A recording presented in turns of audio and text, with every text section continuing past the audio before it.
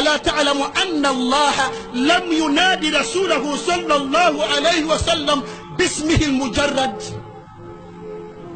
بل وقد نادى على كل الأنبياء بأسمائهم المجردة، فقال تبارك وتعالى: يا آدم اسكن أنت وزوجك الجنة، يا نوح اهبط بسلام منا وبركات، يا إبراهيم قد صدقت الرؤيا، يا موسى لا تخف، يا يحيى خذ الكتاب بقوة، يا زكريا إنا نبشرك بغلام اسمه يحيى.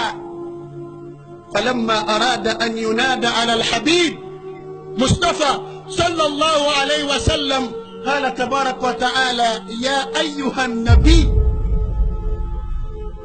ربك ينادي تبارك وتعالى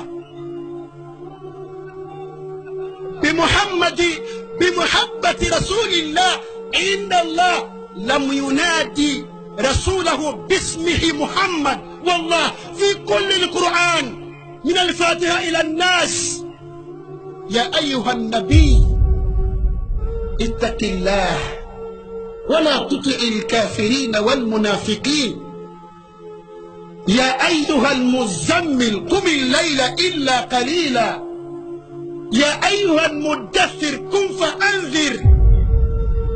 سبحان الله. وما نادى رسول الله صلى الله عليه وسلم باسم محمد إلا بقرينة الرسالة والنبوة، فقال تبارك وتعالى: وما محمد إلا رسول. الله أكبر. وما محمد إلا رسول. سبحان الله. ما كان محمد أبا أحد من رجالكم ولكن رسول الله وخاتم النبيين.